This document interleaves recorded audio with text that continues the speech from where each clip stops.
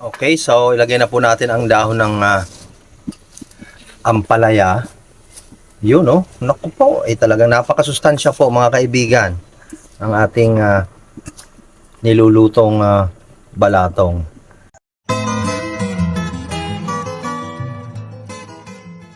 So mga ka-Watch and Learn, samahan niyo po kami ngayong umaga. Magluluto kami ng masarap na ulam. Please don't forget to subscribe my YouTube channel, Sir Abeo. Hit the notification bell para updated po kayo sa mga video ng i-upload ko. Please don't skip my ads. So, samahan niyo po ako. Pakikita ko sa inyo kung paano po ang masarap na pagluluto ng balatong. Wow! So, ito po yung ating mga pansahog. Ayan, may dahon ng ampalaya, may bunga, bawang, sibuyas at kamatis. So, lalagyan po natin ng dilis na tuyo at syempre, sotanghon. Baby. Wow! So, antabayanan ninyo mga ka-Watch and Learn. Ayan, yan po ang iluluto namin ngayon. Nagkasundo na naman po ang aming grupo ng mga pogi. Pogi sa umaga, pogi sa tanghali, pogi sa gabi.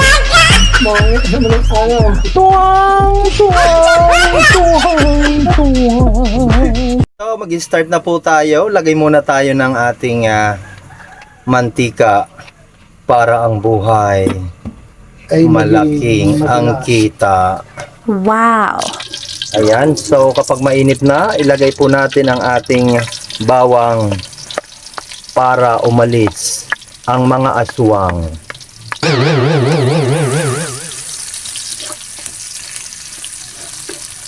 Ayan po.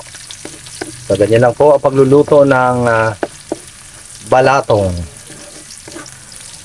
para ang iyong batok mawala ang totong. Sunod natin ilagay ang ating sibuyas para ang iyang buhay maging maaliwalas. Ganyan po ang ating pagdurug-durugin lang po natin, pisa-pisain para lumabas po kanyang katas. Yes!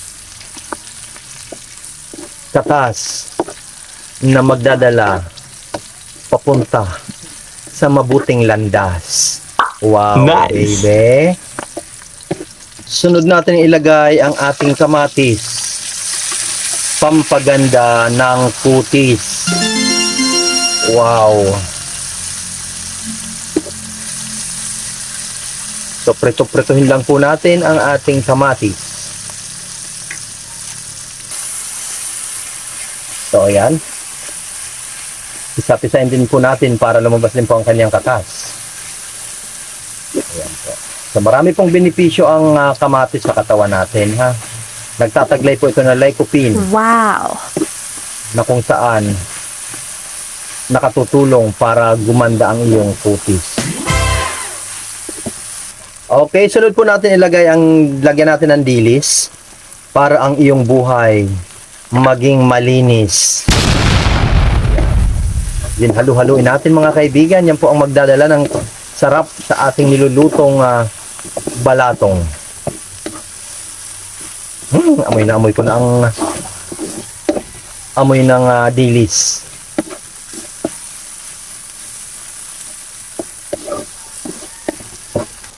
Then, ilagay na po natin ang ating pinalambot na munggo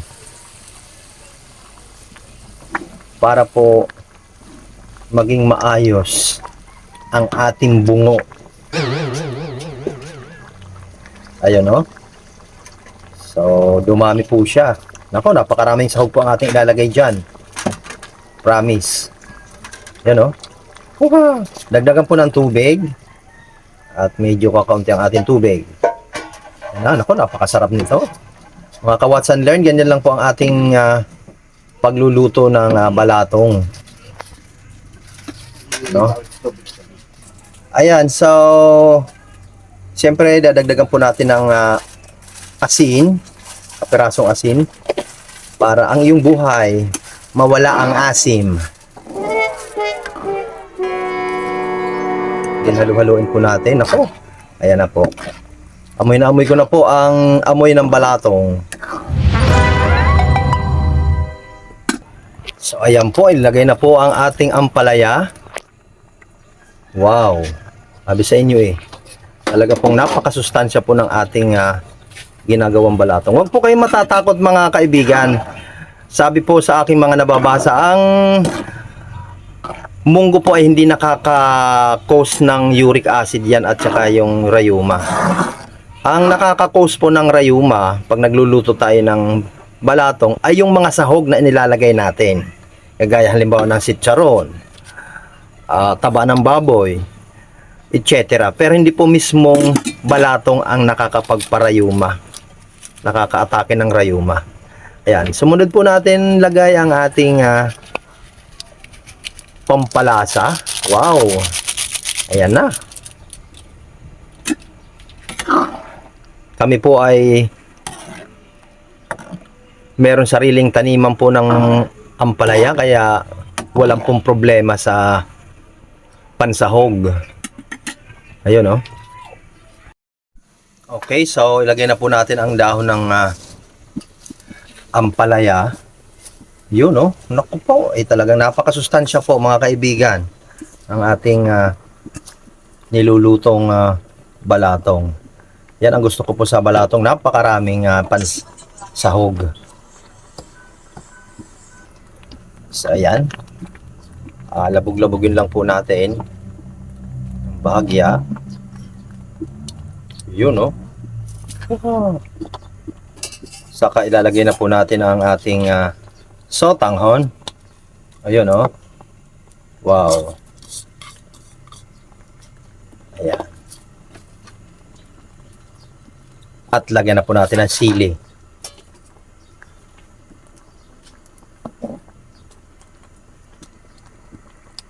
Wow, nakita niyo naman. Napakasimpleng luto, pero napakasarap. Ito mo.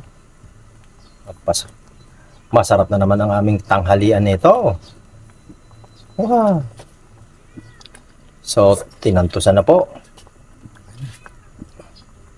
Okay na. Okay na yan.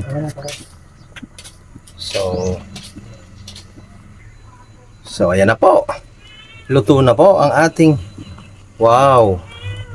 So iyan po ang tikiman time mga kaibigan. Wow. Sa amoy pa lang talagang kitang-kita na ang kanyang sarap. Ayun, no? Wow. So ito na po ang ating nilutong balatong o yung munggo. Ayan, titikman na po natin. Wow. A few moments later.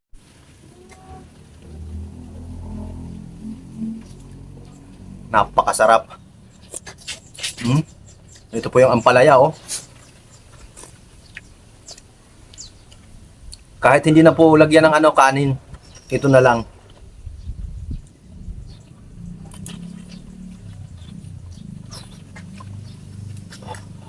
Ang init. Ang sarap. Yan lang po kasimple ang pagluluto po ng balatong. Salamat po sa pagsama. Yan, parang Renjo Yape. Kay paring Willie. At saka paring Barok. At paring Marvin. Ayan po.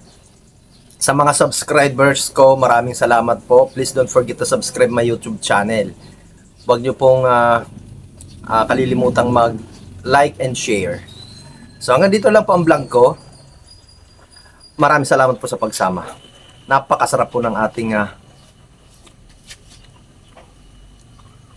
balatong.